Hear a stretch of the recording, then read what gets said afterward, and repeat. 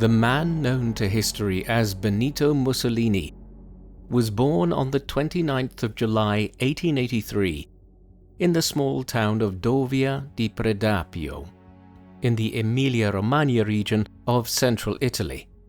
His full baptismal name was Benito Amilcare Andrea Mussolini.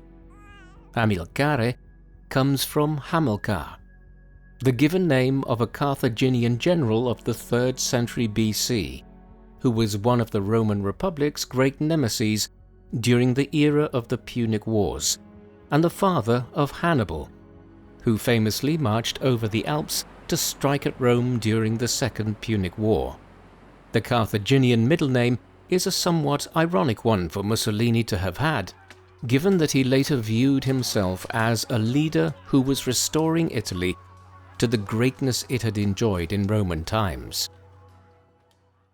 This video is brought to you by War Thunder, the most comprehensive vehicle combat game ever created, available now for free on PC, consoles and mobile devices.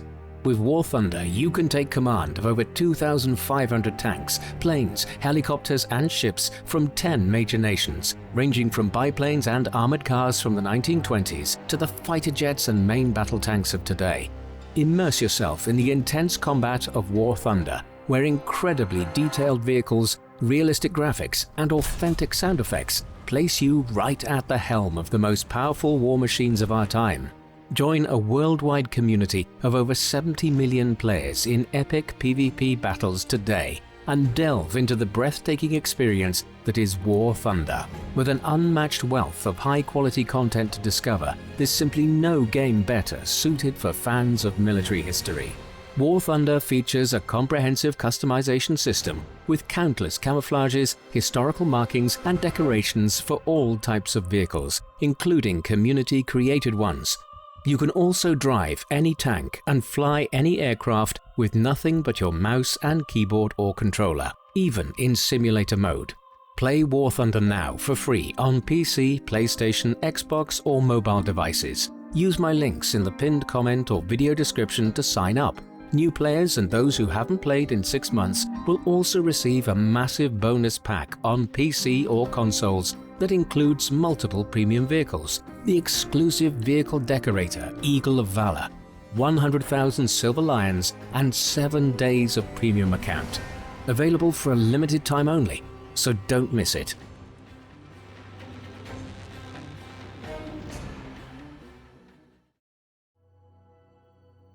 Benito's father was Alessandro Mussolini, a blacksmith who was very interested in politics and engaged in revolutionary socialist movements in Italy from a young age. He spent several years in the late 1870s and early 1880s under a form of house arrest as a result of his political activities, and was only given his liberty a year before Benito's birth. Benito's mother was Rosa Maltoni. She and Alessandro had just married in 1882, and Benito was their first child. 2 others, another boy named Arnaldo and a daughter whom they named Edvige, followed in 1885 and 1888. Rosa worked as a school teacher and was also a politically conscious woman. She and Alessandro named their eldest son after Benito Juarez, the president of Mexico for much of the period between 1858 and 1872, who had led the liberal resistance in the country to the French intervention in its politics and the establishment of Maximilian Habsburg as Emperor of Mexico between 1864 and 1867. Mussolini would grow up in a country that was experiencing mixed fortunes. The Kingdom of Italy had only come into existence in 1861, after centuries of the peninsula being divided up into city-states of varying size. It managed to quickly acquire further territory in the north from Austria during a brief war in 1866, and then Rome was captured from the papacy in 1870 after French troops were withdrawn there following the outbreak of the Franco-Prussian War. On top of this, the country was able to emerge between the 1880s and the 1910s as one of the major European colonial powers, acquiring control of large parts of the Horn of Africa, as well as gaining concessions in the ports of China. In 1911, control was also established over Libya, while the following year, the eastern Mediterranean island of Rhodes was secured from the Ottoman Empire. At home, the country's politics was fairly liberal and progressive, with a mix of Christian Democrats, socialists and liberals holding power from 1861 down to 1914. However, there were problems too. Italy was one of the most densely populated parts of Europe upon unification in 1861, and large parts of the peninsula, especially in the south and on the islands, were incredibly poor. Successive governments failed to address the economic problems of the state, and emigration levels were enormously high between 1861 and 1914, leading to somewhere in the region of 15 million Italians leaving their homeland for the United States, Argentina, and other countries, an indictment of Italy's inability to provide opportunities of any kind for so many of its citizens. Mussolini was strongly influenced by his parents in his early political outlook, particularly his father's views on republicanism and socialism. He attended two different schools in the Emilia-Romagna region at Faenza and Forlimpopoli. At both, he clashed with his teachers and was eventually removed from the first at Faenza owing to his violent behavior, a development which disappointed his mother, a devout Roman Catholic, who had sent him to Faenza to be educated by the monks there. He was then sent to Forlimpopoli, where he also ran into difficulty. Nevertheless, he was acknowledged as being an intelligent child, and when he was just 18 years old, in 1901, he managed to graduate with a diploma to become a schoolteacher at the elementary level. Beyond this, his more unofficial education was obtained in his father's forge, where father and son often conversed about a wide range of political ideas, notably socialism and the anarchism which was emanating from Russia and other places at the time. In the summer of 1902, Mussolini delivered a public speech on the 20th anniversary of the death of Giuseppe Garibaldi, the leader of the Wars of Italian Unification a half a century earlier. Despite obtaining a diploma to work as a teacher, Mussolini soon discovered that he had little interest in his mother's profession. Instead, he was drawn to writing and politics and decided to become a journalist, a profession which combined the two.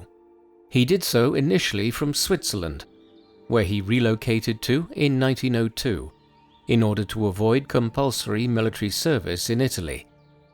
In the Alpine country, he became a committed socialist and began to run into legal difficulty for his role in organizing worker strikes there. He eventually returned home late in 1904 and undertook his military service over the next 2 years, a homecoming which sadly was followed not long after by the premature death of his mother at 46 years of age from meningitis. From 1909 onwards, he was living in the Alpine city of Trento, in what is now northern Italy, but which was then part of the Austro-Hungarian Empire. Here he worked for a local socialist party and as a journalist, while also continuing to read widely. His politics were largely those of communists and socialists, and he taught himself German in order to read the works of Karl Marx and Friedrich Engels, the co-authors of the Communist Manifesto. In a sign of just how different his early politics were to those of the older Mussolini, he protested against the Italian invasion of Libya in 1911. He was undoubtedly a communist during these years. He was also extremely well-read and a prolific writer, often producing work under the nom de guerre vero eretico, meaning sincere heretic or true heretic. When the First World War broke out in the summer of 1914, Mussolini was initially opposed to Italian entry into it.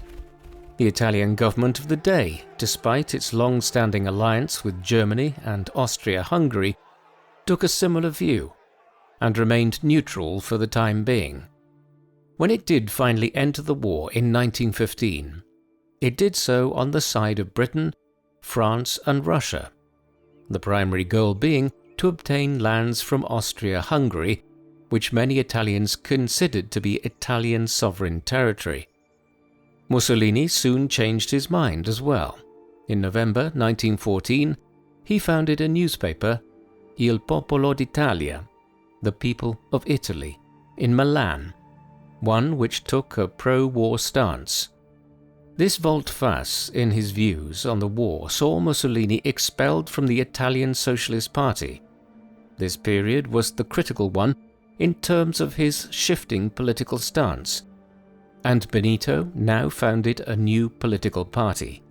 He named it the Fascio Rivoluzionario d'Azione Internazionalista, meaning revolutionary fasces of international action. The term fascis comes from an old Latin term for a bundle of rods or a sheaf. In the Kingdom of Italy in the late 19th century, it had emerged as a term to describe a strong, united group of political actors. It is from this which the term fascism would ultimately derive, and Mussolini's followers soon became known as fascisti, or fascists. In line with his newfound emphasis on nationalism and socialism, Mussolini volunteered for military service. After some initial reservations about calling him up owing to his history as a revolutionary socialist, he was drafted at the end of August 1915 and would fight in several engagements against the Austro-Hungarians along the Isonzo River at what is now the border between Italy and Slovenia. He was commended for his service between 1915 and early 1917 and promoted to the rank of corporal. His war ended when a mortar shell exploded near him in a trench, wounding him considerably and leaving him with dozens of shards of metal in his body. Throughout this period, he became more and more disillusioned with his previous beliefs in revolutionary socialism of the communist variety, and now moved towards a more extreme nationalist bent. Thus, as the war was coming to an end, Mussolini began advocating for a revitalization of Italy to become a great power and to acquire spazio vitale, literally meaning living space. The idea that Italy should expand to conquer land around the Mediterranean Sea, which the Roman Empire had once ruled over. The idea would later be paralleled in the Nazi concept of acquiring Lebensraum in Eastern Europe. In this, Mussolini was influenced by Giuseppe Bottai, a figure he met in 1919 and who would be a major figure in the conceptualization of Italian fascism. The years of the First World War were also important in Mussolini's personal life. Around the time the war broke out, he had married Ida Dalser, the daughter of a former mayor of Trento, who had studied cosmetics in Paris. They probably met in Trento while Mussolini was working there, and she subsequently relocated to Milan with him, with Ida often supporting him financially based on her family's wealth and her work as a beautician. The marriage did not last long. They divorced in 1915, though not before she fell pregnant and gave birth to Benito Albino. Benito Sr.'s subsequent treatment of his first wife and son was appalling. He did not support them in any way, and after he came to power in 1922, he had them placed under police observation as he repeatedly denied ever having been married to Dalser. He also had records of their marriage systematically destroyed. though one court record has survived in the Milanese archive that proves that they were married. Eventually, Ida died living in semi-house arrest in 1937 under suspicious circumstances, while Benito Albino was placed in an asylum on account of his repeated claims to be Mussolini's son. He died there in 1942. As soon as he divorced Ida in 1915, Mussolini married Rachele Guidi, his mistress of several years, and the mother of his daughter Edda, born in 1910. She hailed from Predapio as well, and her widowed mother had been in a relationship with Benito's father after his mother died in 1905. They would have 4 further children, 3 sons, Vittorio, Bruno and Romano, and another daughter, Anna Maria, born between 1916 and 1929. In the immediate aftermath of the First World War, there was a strong view held by many people in Italy that they had been betrayed in the peace settlements that followed between 1919 and 1922. This quickly became known as the mutilated victory, after a term coined by the prominent Italian writer and politician Gabriele D'Annunzio. Italy had entered the war in 1915 on the side of Britain, France and Russia, on the basis that it would receive a considerable amount of territory from the Austro-Hungarian Empire once the conflict was over, specifically lands in the Alpine South Tyrol, bordering northern Italy, and along the Istria and Dalmatian coast on the eastern side of the Adriatic, where Slovenia, Croatia and Italy meet today. These were lands which many viewed as intrinsically part of historic Italy. Many Italian nationalists also sought control over Albania, a country which had been ruled by Italian powers at various times in the ancient and medieval past. Some of these demands were met in the peace negotiations, but Albania became an independent country once again, and Italy did not receive all the territory it had sought on the eastern side of the Adriatic, some of which instead went to the Kingdom of Croats, Serbs and Slovenes, that would later become Yugoslavia. This, along with the country's enduring economic problems, meant that while Italy was one of the victorious powers in the First World War, it did not feel that way for many Italians. Mussolini's nascent fascist movement evolved quickly between 1919 and 1922 to take advantage of this sense of Italian alienation. In March 1919, he founded the Fasci Italiani di Combattimento in Milan, which transliterates as Italian Fighting Bands, a clear sign of the shift towards a more militant politics.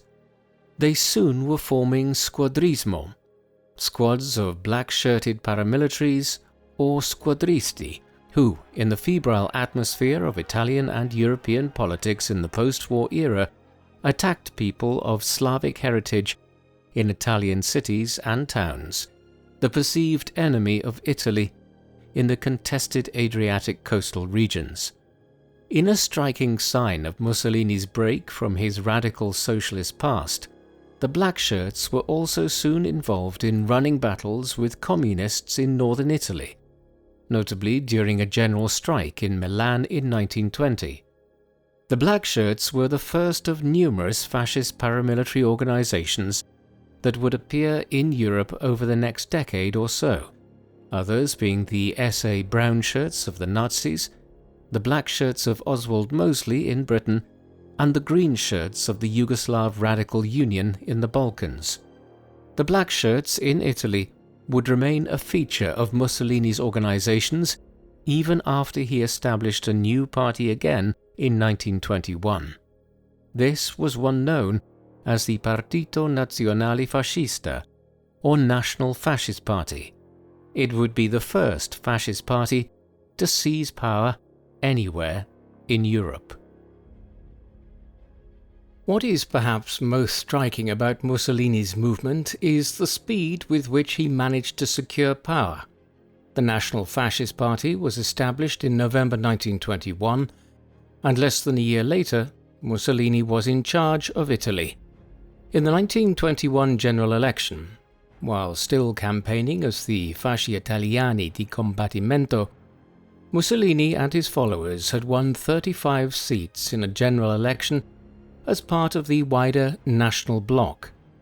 The same election ended in a deeply divided parliament, and Italy's unstable post-war politics continued. Indeed, the situation became worse as Mussolini began engaging in a fascist insurgency whereby he sought to destabilize the country and present his National Fascist Party as the most suitable option to stabilize the situation. Matters boiled over into disorder in August 1922, when Mussolini's black shirts effectively seized control of Milan, attacking socialist organizations all over the city and appointing their own members to municipal offices. When the national government in Rome did little to stop him in Milan, Mussolini was emboldened. He now began preparing to march on Rome, principally from Milan, but also ordering units of squadristi to do so from Naples and other towns and cities. The march on Rome commenced on the 28th of October 1922 and would end 3 days later with somewhere over 25,000 black shirts involved. Mussolini himself did not lead the march, though he did appear at critical junctures to be opportunely photographed as though he did. It all had the desired effect. King Victor Emmanuel III appointed Mussolini as the new Prime Minister of Italy on the 30th of October. The following day, the black shirts parading through the Eternal City, he formed the first fascist government the world had ever seen. Mussolini did not immediately acquire dictatorial powers. It was a gradual process in the first 2 or 3 years that he was in office. A number of events helped him consolidate his control over Italy. In August 1923, an Italian diplomat named Enrico Tellini was killed while adjudicating on a border dispute between Greece and Albania. Mussolini responded by invading the Greek island of Corfu in September. He subsequently relinquished control of the island, but extorted 50 million lira off the Greek government in return for doing so, while the Corfu incident also helped quell Greek calls for the return of Rhodes and the other Dodecanese islands in Italian possession. It hugely bolstered Mussolini's reputation in Italy, seemingly proving that a fascist leader was capable of asserting a strong Italian international presence. Just 2 months after this, the Acerbo Law was passed, which dictated that the party which received the most votes in an Italian election would receive 2/3 of the parliamentary seats. This was employed when a new election was held in April 1924. While the election itself was somewhat fair, the application of the wildly undemocratic Acerbo Law ensured Mussolini completely controlled the parliament that resulted from it. Finally, in 1926, all other political parties other than Mussolini's National Fascist Party were banned, completing the transition to a one-party dictatorship. In line with this, Mussolini increasingly became known as Il Duce, the leader, a title which Adolf Hitler would later adopt in Germany, though using the Germanic Führer. The question arises from all of this as to what extent Mussolini was the architect of European fascism, an ideology that would be adopted by a wide range of countries across Europe in the 1930s. There is no denying that Mussolini was a pivotal figure in this, not simply because it was he that led the National Fascist Party and the Black Shirts to power, but also because he wrote extensively on the topic in numerous essays and books in the 1920s and 1930s. most notably The Doctrine of Fascism, an essay he produced in 1927. Yet others were just as significant, notably the political philosopher Giovanni Gentile, who served as the Minister for Education early on in Mussolini's government. Gentile composed a work entitled Manifesto of the Fascist Intellectuals in 1925, following the Conference of Fascist Culture in Bologna that March, and many other Italian intellectuals signed it. He was also probably involved in writing the first draft of Mussolini's Doctrine of Fascism. There were numerous others who were just as involved in the origins of fascism. For instance, though he would come to oppose Mussolini's regime, Gabriele D'Annunzio, the prominent political figure and writer who devised the concept of a mutilated victory for Italy after the First World War, was a major inspiration for Mussolini's ideas.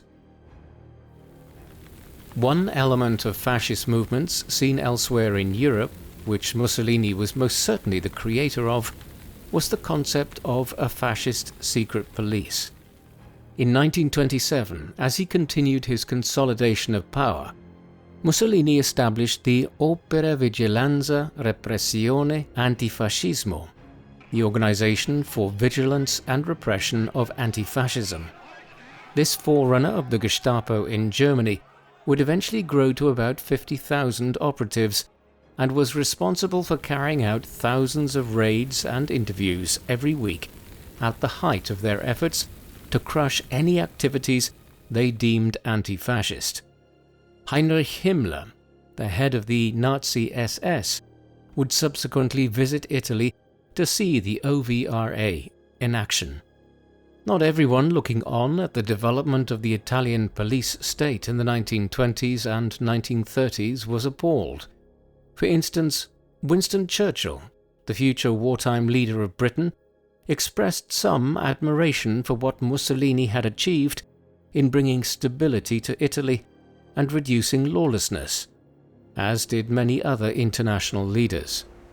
A part of this was owing to the manner in which Mussolini and the Italian fascists seemed to have bridled the mafia in Sicily, with Mussolini's appointee Cesare Mori overseeing an immensely successful campaign of repression against the Sicilian crime syndicate between 1925 and 1929.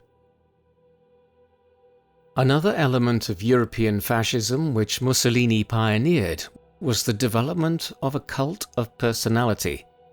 His public image was carefully cultivated.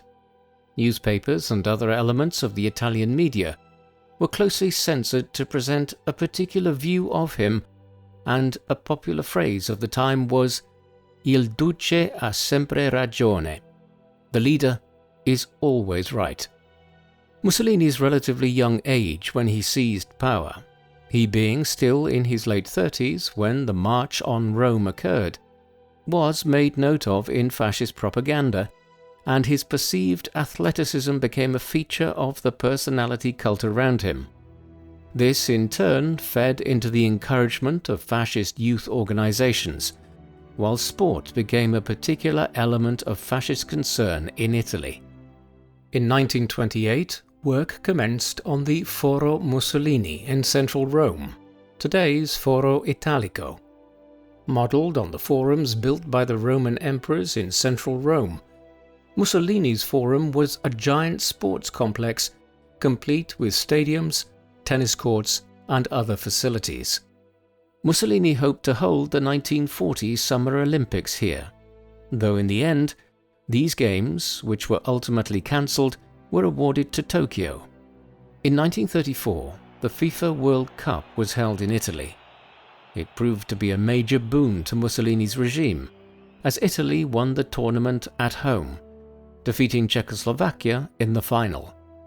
The team followed up their success when they retained their title in France in 1938. Legend has it that Mussolini telegrammed the team in Paris before the final against Hungary with a message saying, "Win or die."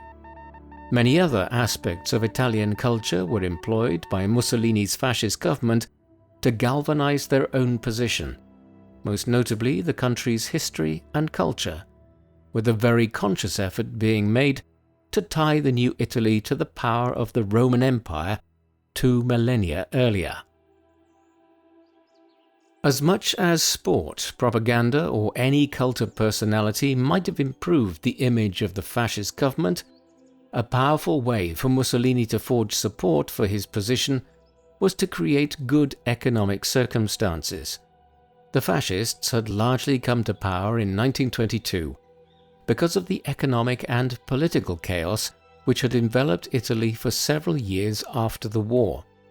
Mussolini benefited enormously from the fact that he came to power just as the European economy as a whole was beginning to stabilize and enter a period of enormous economic growth, the Roaring Twenties. The fascists favored a corporatist economic system, one which sought to promote and develop the Italian economy over the importation of foreign goods. This led Mussolini to engage in protectionist measures, such as the imposition of high tariffs on foreign imports in order to promote domestic industry. Some measures during the era had lasting benefits, most notably the draining of the Pontine Marshes, a large swamp south of Rome which had been a breeding ground for malaria in central Italy for thousands of years. From the late 1920s onwards, a policy of draining these extensive lands and creating model new towns like Latina, Pontinia, and Pomezia was undertaken. It was an immensely successful initiative. Nevertheless, more broadly, the Great Depression hit Italy just as badly as the rest of Europe, giving the lie to the 1930s myth that fascism was a more effective economic system. Ultimately, Mussolini ordered the mass state takeover of the Italian economy, and it would take until the mid-1950s before Italy returned to the economic output seen in 1929, before the Depression began. Throughout these years, Mussolini still continued to play the part of a happily married man, and his second wife, Rachele, would remain married and devoted to him until his death in 1945. However, he was a serial philanderer, one who had a great many mistresses over the years, and probably a huge number of casual partners. One of the more famous was Margherita Sarfatti, a prominent Jewish Italian art critic and journalist who wrote a biography of Mussolini in the mid-1920s, shortly after he came to power. We can get a sense of how many others there were from the fact that Mussolini is known to have sired at least 9 illegitimate children with 8 different mistresses. Mussolini's last illegitimate child, Elena Curti, only passed away in 2022 at the age of 99. An important part of Mussolini's approach towards government was the aim of building Italy into a great power and rectifying the perceived injustice the country had suffered at the end of the First World War. One of the resentments held by many Italian nationalists was that, unlike Britain and France, Italy had not received control over mandated League of Nations territories, such as Germany's former African colonies, or the lands of the Ottoman Empire in the Levant. Mussolini would seek to remedy this by solidifying Italian control over its existing colonies and expanding them where possible. He began in Libya, a large colony in the Maghreb which Italy had acquired nominal control over in 1911, but which remained unstable. Between 1923 and 1932, the pacification of Libya was engaged in liberal policies that had been adopted after the First World War were announced, and ethnic laws were introduced that, for instance, forbade intermarriage between Italians and the Arab and Berber natives. Thousands of Italian colonists were also brought in. A fierce war of resistance was then engaged in by the natives.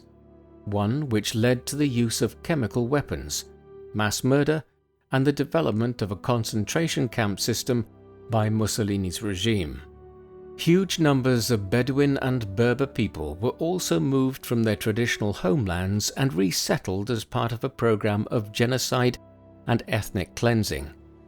In all, around 50,000 natives are understood to have been killed by the Italian government during the pacification of Libya, though precise figures are hard to establish for a country where demographic records were extremely limited in the early 20th century.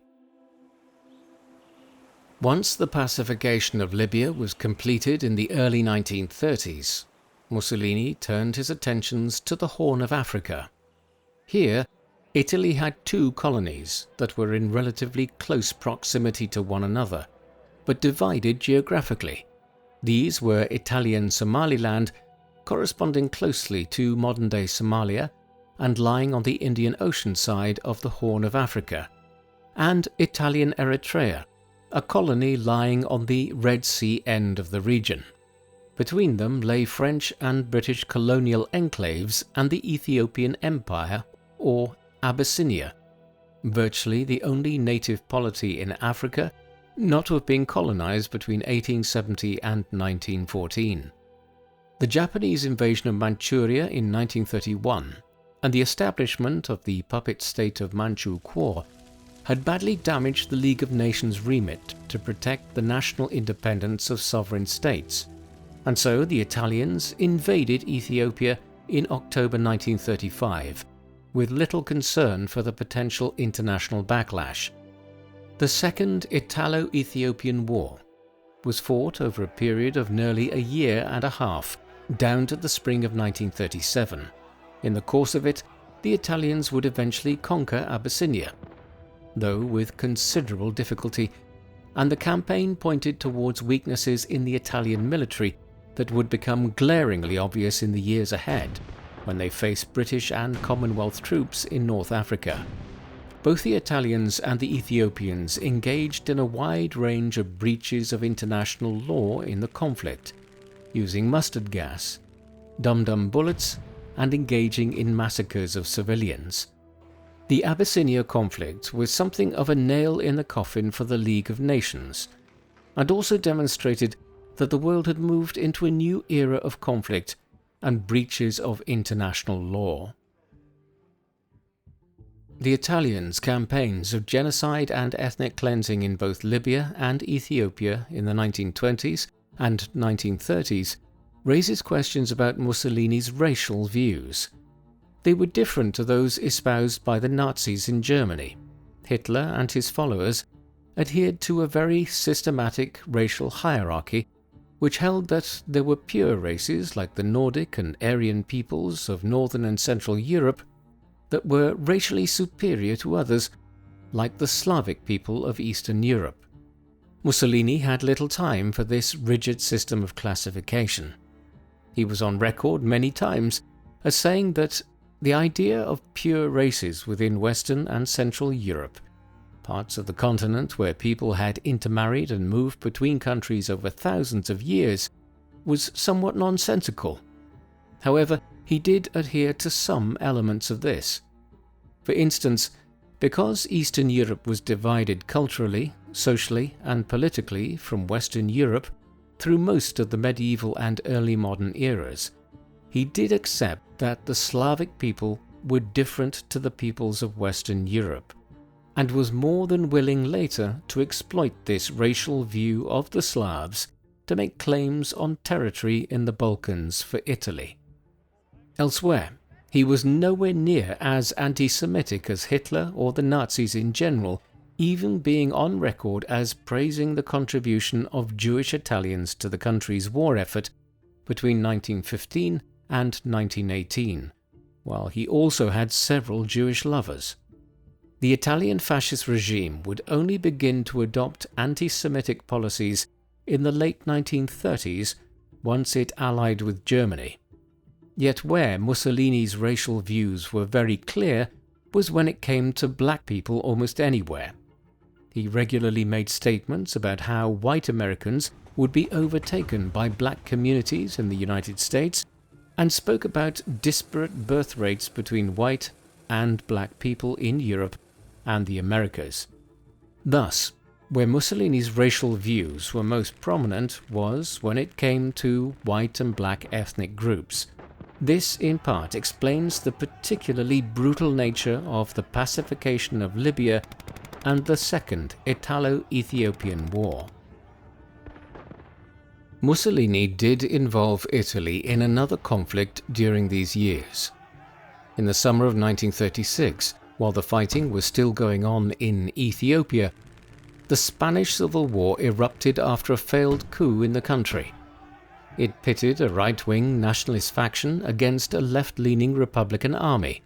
Through a series of deaths of more senior commanders, General Francisco Franco would end up as the leader of the nationalists in the course of the war, and the regime he would eventually establish is generally considered a fascist one, though skewing more towards corporatism, a subtle distinction within the politics of the era. Throughout the 2.5 years it was fought, down to the victory of Franco and the nationalists early in 1939, a wide range of European powers contributed forces and aid to one side or the other, as it became a proxy war between fascism and communism in Europe.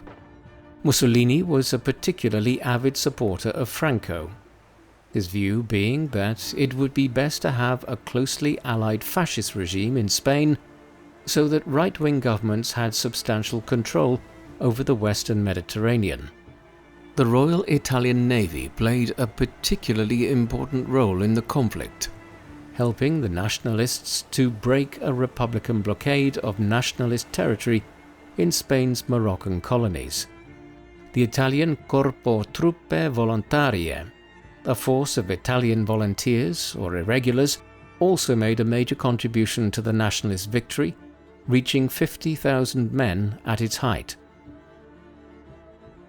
The Spanish Civil War was significant in also being the first episode during which Mussolini was closely aligned with Adolf Hitler and Nazi Germany. Both fascist states provided aid to Franco.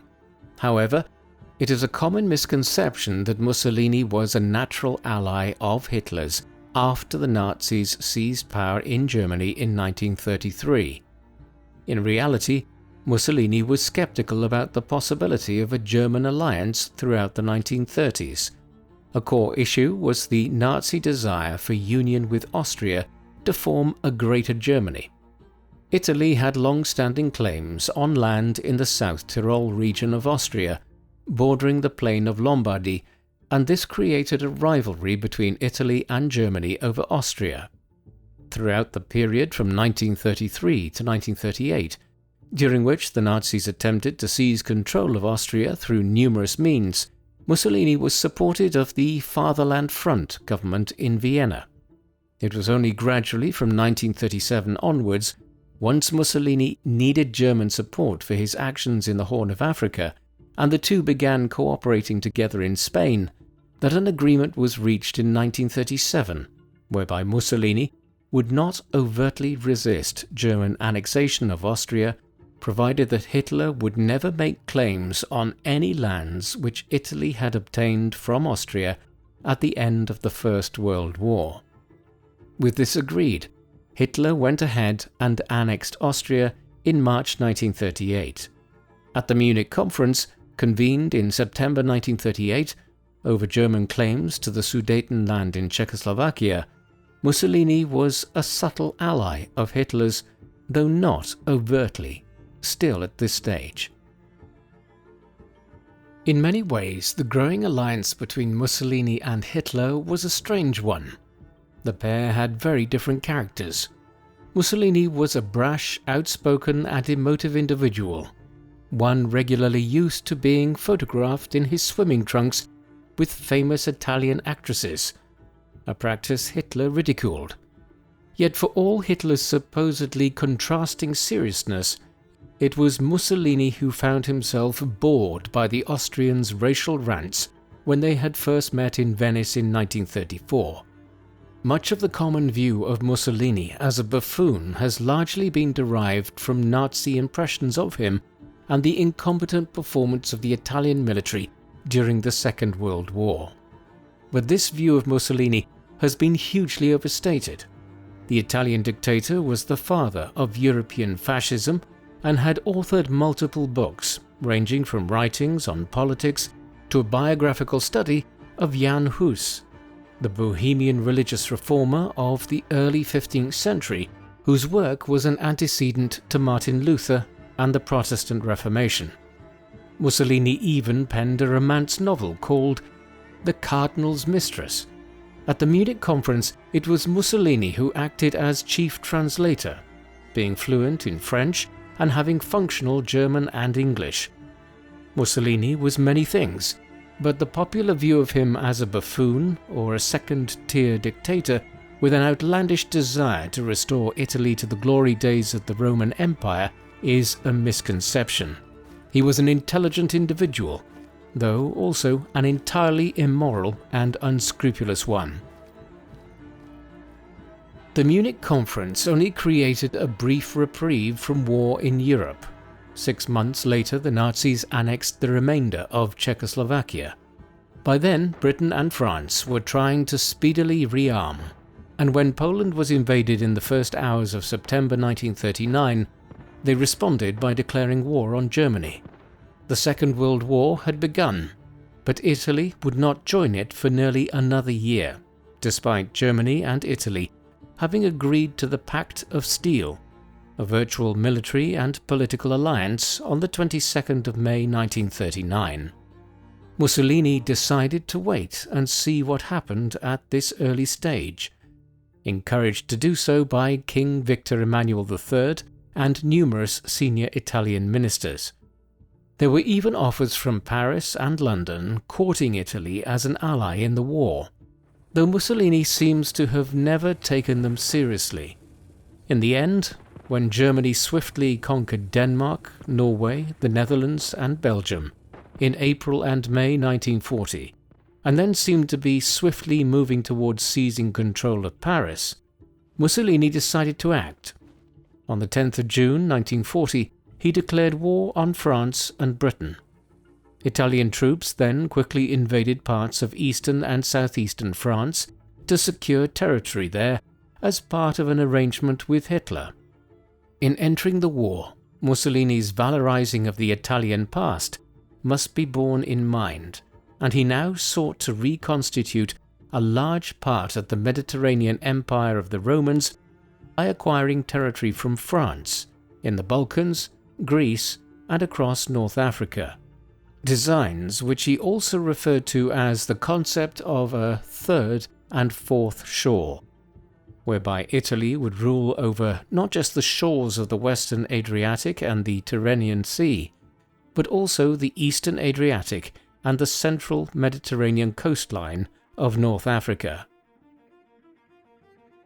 Mussolini and the Italian fascists had already begun their efforts to acquire a third shore in the Balkans even before the Second World War began.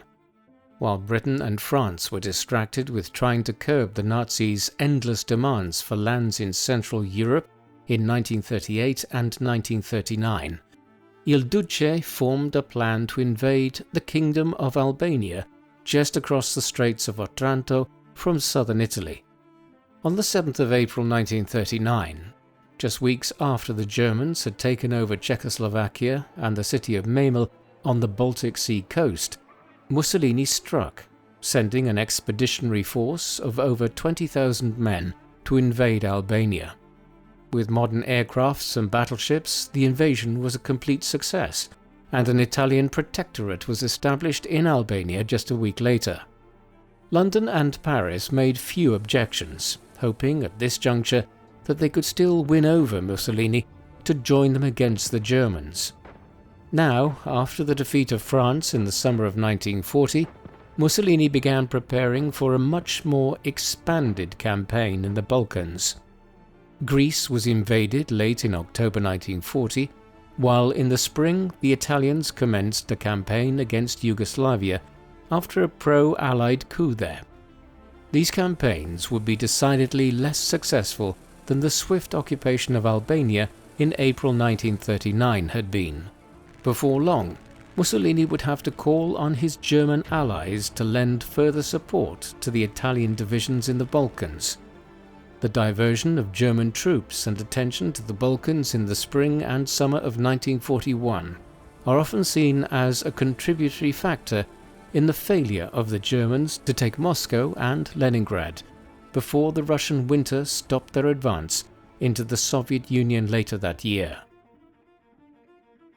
The inadequacies of Mussolini's armed forces were even more strikingly on display in North Africa. Hitler's plan was for the Italians to push eastwards from Libya to seize Cairo and then the Suez Canal in Britain's protectorate of Egypt. Then, once the Germans had pushed through Ukraine and into the Caucasus, they would swing south and launch a double-sided attack on the British possessions in the Middle East, where some Arab allies were being courted by the Nazis in Iraq and elsewhere.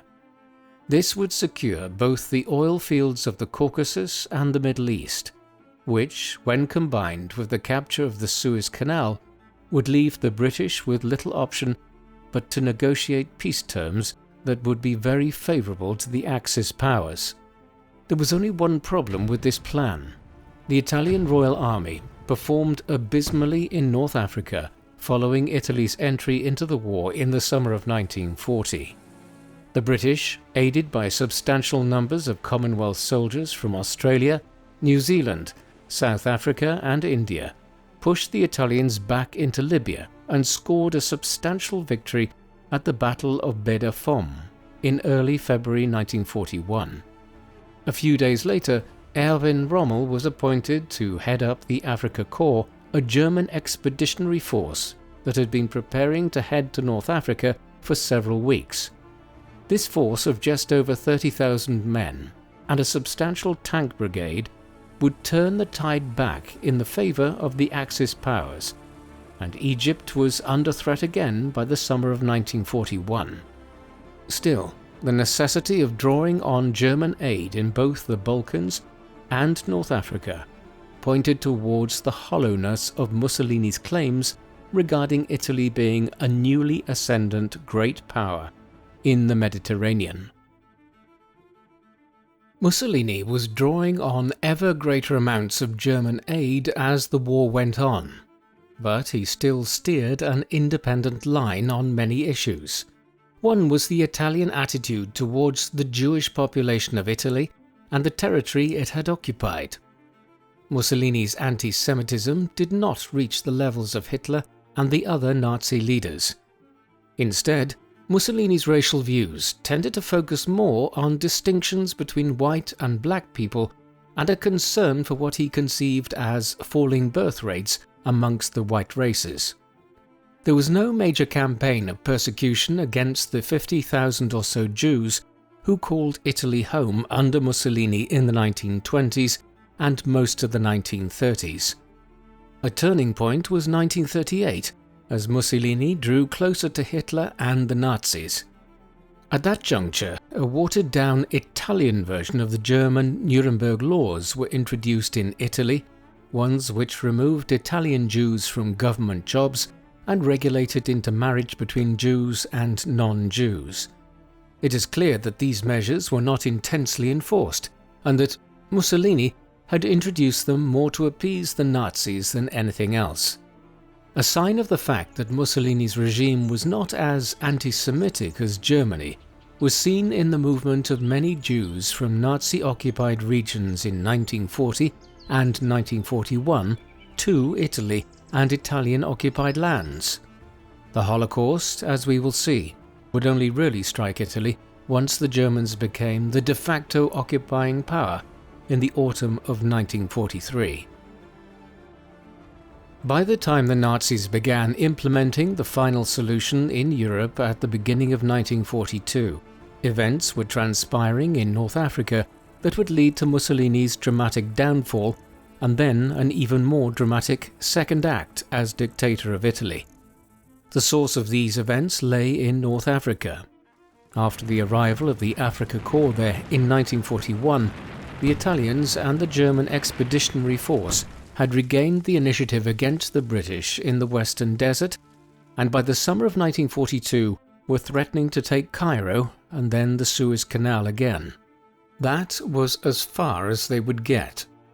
An injection of British and Commonwealth troops into Egypt turned the tide, and victory at the Second Battle of El Alamein in late October and early November put the Italians and Germans on the defensive. They would never regain the initiative, in large part because, as the fighting at El Alamein was coming to an end, Allied armies were making amphibious landings at key locations along the coast of Morocco and Algeria, two French colonies under Axis control. By the spring of 1943, with the great manpower and resources of the United States coming to bear, the Germans and Italians were corralled into Tunisia, where they were finally defeated in May of that year, bringing the North Africa campaign to an end. Even before victory was achieved in North Africa, plans were well underway amongst the Western Allies to open a second front in Europe to take some pressure off the Soviet Union in Eastern Europe by diverting German resources elsewhere. Winston Churchill wanted this new front to be established in the Balkans, yet eventually the more logical plan was selected. This was to invade the island of Sicily, lying close to the massed Allied forces in Tunisia, and then quickly cross the short distance to southern Italy. What was codenamed as Operation Husky began with an aerial bombardment of Italian positions on the 9th of July 1943, followed by an amphibious assault on the west and south of Sicily on the 10th, during which over 150,000 Allied troops began making landfall. The Sicily campaign would last 6 weeks before the island was fully secured by the Western Allies, succeeding in drawing extensive German resources away from Eastern Europe in the process to shore up the defence of Italy. A 2.5-week reprieve followed before the Allies began the process of transferring hundreds of thousands of soldiers across the Straits of Messina and through the Gulf of Taranto and the Tyrrhenian Sea into southern Italy to begin the conquest of Italy on the 3rd of September. Just over 3 years after entering the war, it was all ending in complete disaster for Mussolini. Even before the conquest of Sicily had been completed, Mussolini had been toppled in Rome. Mussolini was unquestionably the dictator of Italy from 1922 onwards, but he did rule alongside others, the Grand Council of Fascism being the foremost governing body of the regime. It was made up of senior army generals, leading members of the largely ceremonial Italian parliament, and a wide range of ministers and heads of corporate governing bodies. The Grand Council met on the night of the 24th of July, in the midst of the Sicilian campaign, when Mussolini stated that Hitler was considering a strategic withdrawal from southern Italy to form a defensive line against the Allies in the mountains of central Italy.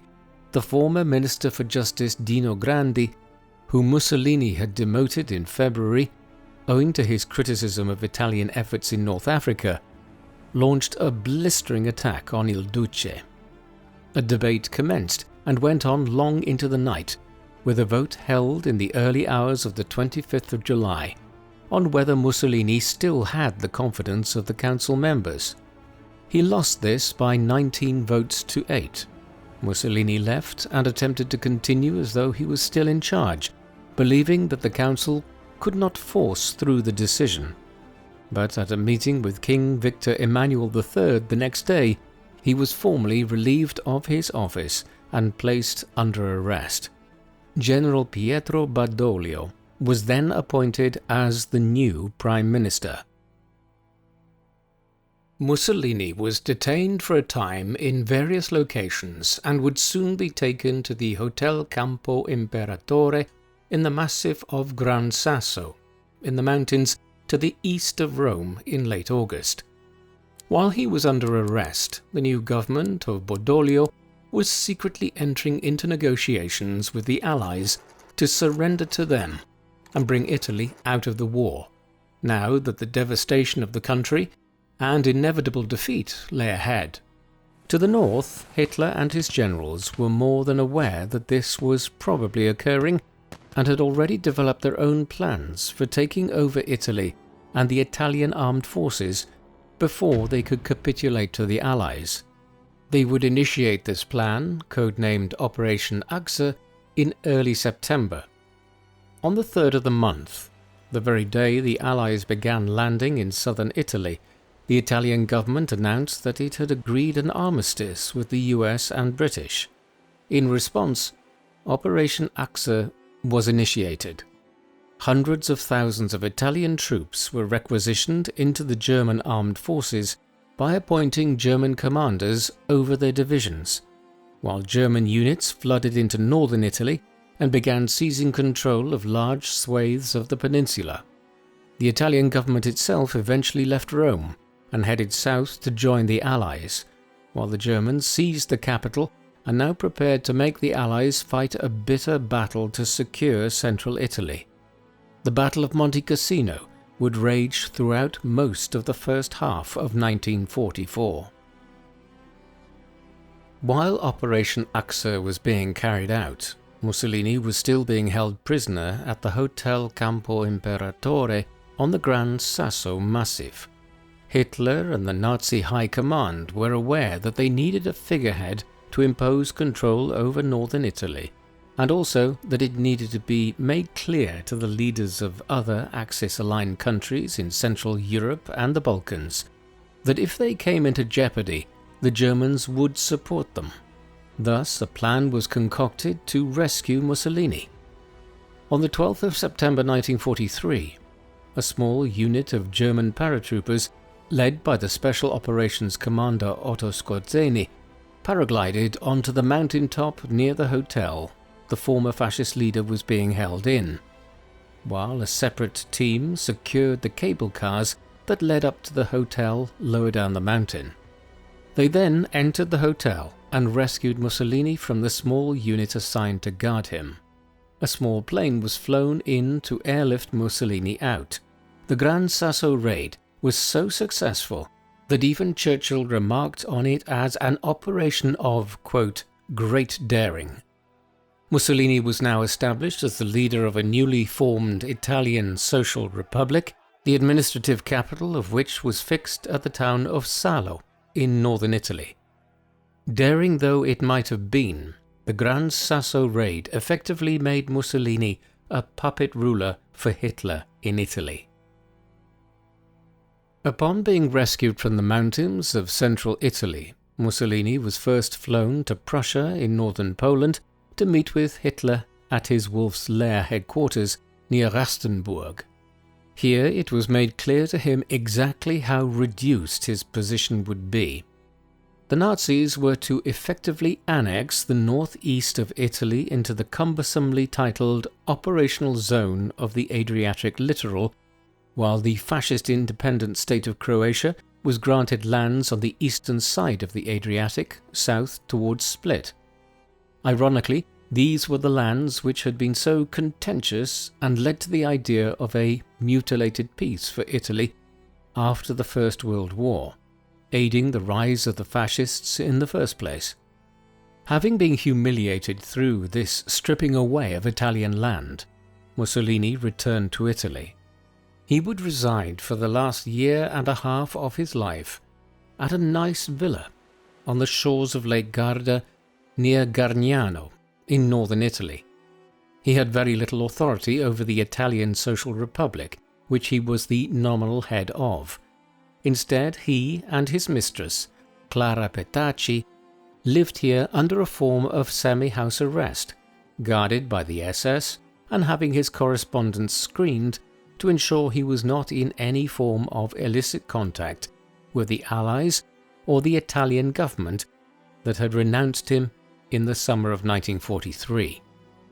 When interviewed early in 1945, he expressed the view that he was little more than a walking corpse, a puppet for the Nazis waiting to be caught and executed by the Allies. Mussolini would not have to wait much longer for the Allied anvil to fall on him. The Germans and the Allies spent much of the remainder of 1943 consolidating control over their respective positions in northern and southern Italy. The first half of 1944 was then locked in the dual battles of Anzio and Monte Cassino in central Italy, south of Rome, with the Allies finally breaking the deadlock in May. Rome was one of the first major European capitals to be liberated by the Allies on the 4th of June 1944, a full 2 months before the liberation of Warsaw and Paris in August 1944. Thereafter, with the Western Front now opened in France, the strategic priority for the Western Allies shifted away from Italy, although the Allied advance continued at a slower rate into Tuscany and Mussolini's native Emilia-Romagna, while it was now possible to use Rome as a strategic base from which Allied bombing of northern Italy and Austria was initiated. In the interim, the Germans had begun extending the final solution to northern and central Italy, while the substantial communities of Jewish people in Rome, Milan, Genoa, Florence and Venice had largely avoided persecution under Italian fascist rule. As soon as Operation Achse was implemented in the autumn of 1943, the SS arrived into Italy and began detaining thousands of Italian Jews and deporting them north towards Auschwitz. They were systematically obstructed in their efforts by ordinary Italians, and over 40,000 Italian Jews, over 80% of the total Jewish population in the country, would survive the war. In early April 1945, with the Battle of Berlin commencing far to the north and the Western Allies fanning out all over western, southern and central Germany, Operation Grapeshot was commenced in Italy. This involved hundreds of thousands of Allied troops moving north to try and break through the Gothic Line, a series of German defences blocking the southern route into the plain of Lombardy. On the 18th of April, in response to the Allied advance, Mussolini moved from Gargnano to Milan. Unlike many of the German Nazi leaders who would kill themselves before being captured, Mussolini intended to be taken alive and believed that he could negotiate decent terms through the intercession of the Archbishop of Milan, Alfredo Schuster. But a meeting between Schuster and Mussolini a week later failed to result in an agreement after Mussolini resisted a demand by representatives of the Italian communist partisans who had been fighting the Nazis in northern Italy to declare himself in favour of an unconditional surrender to the Allies. Perhaps Mussolini believed he would be murdered by the Germans if he did so. Within hours of the failed meeting, he and his mistress, Clara, along with over a dozen others involved in the government of the Italian Social Republic, had left Milan and were heading north with the goal of reaching neutral Switzerland and from there possibly finding asylum in Spain, where Franco might look favourably on Mussolini given the aid he had provided the nationalists with during the Spanish Civil War. Il Duce would never make it to Switzerland, let alone Spain. On the 27th of April, he and Petacci were apprehended near Lake Como outside the village of Dongo by some Italian communist partisans. They were placed under arrest while they determined what steps to take. It was well known that Mussolini, like all other Axis leaders and war criminals, was to be handed over to the Allied authorities in order for him to stand trial before the International Military Tribunal that would soon assemble in the city of Nuremberg in Germany once the war ended. The partisans had other ideas. Under the orders of Walter Audizio, a leading Italian communist partisan, Mussolini, Petacci and the rest of their party were executed before a firing squad on the 28th of April 1945 in the village of Giulino.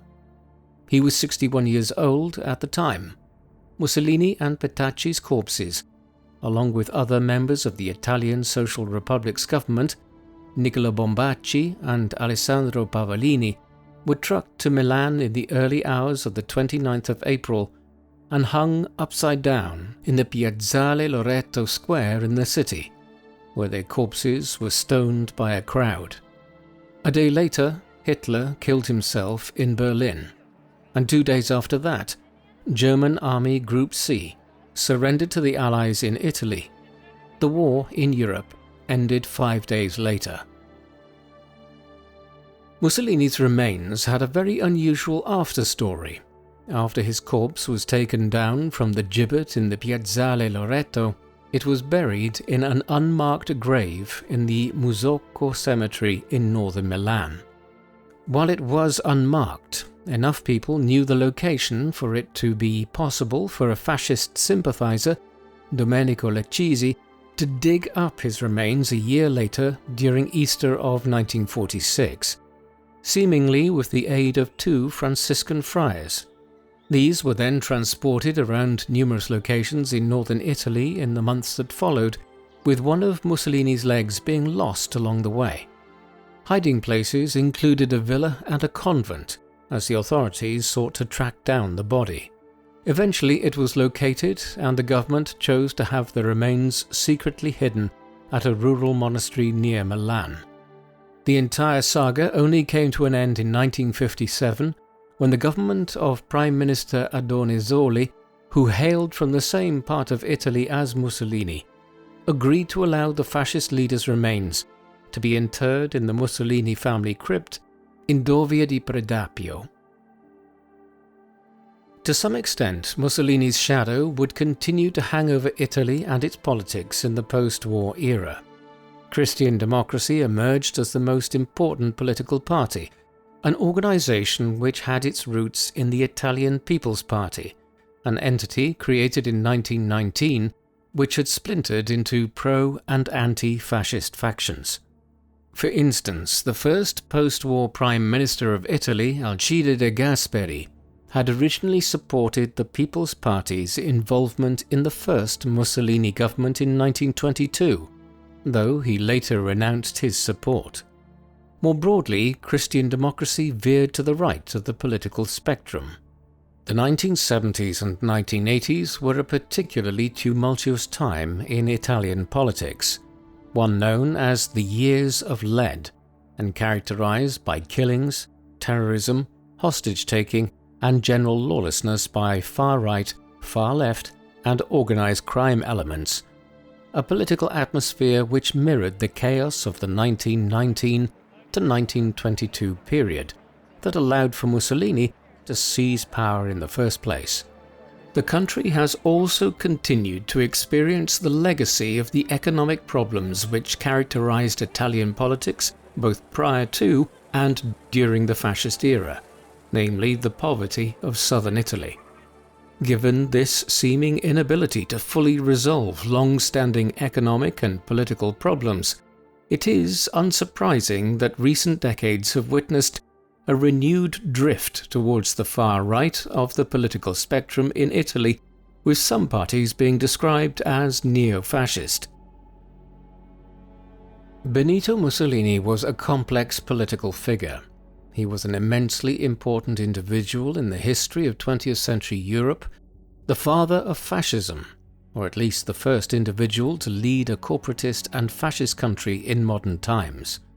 He was also an intellectually capable person, one who wrote numerous books, articulated a vision for Italian society after the tumultuous first 60 years of the Kingdom of Italy, and sought an alternative form of socialism to the communism that was taking root in Russia in his own time.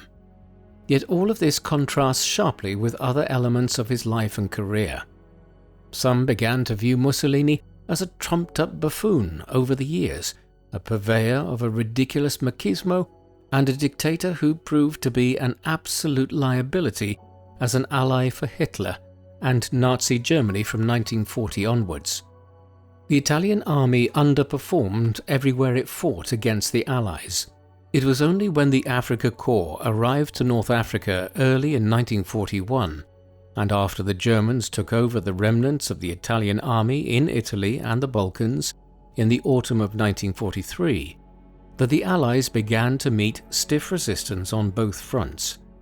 In this sense, it was fitting that Mussolini had to be personally rescued from his own people by the Germans in September 1943, and spent the last year and a half of his life as little more than a German puppet ruler. Still, we should not view Mussolini as an insignificant figure. His racial views and capacity for mass murder were nowhere near as extreme as those of Adolf Hitler, but in both his colonial policies in Africa in the 1920s and 1930s, and in tying his mast to that of the Nazis from 1940 onwards, he inflicted an enormous amount of suffering on the lives of many people around the Mediterranean and the Horn of Africa. What do you think of Benito Mussolini? Did he represent a significantly different form of fascism than the Nazis? Or did the actions of Italy in Africa, under his watch, demonstrate that he was just as genocidal as Hitler? Please, let us know in the comment section. And in the meantime, thank you very much for watching.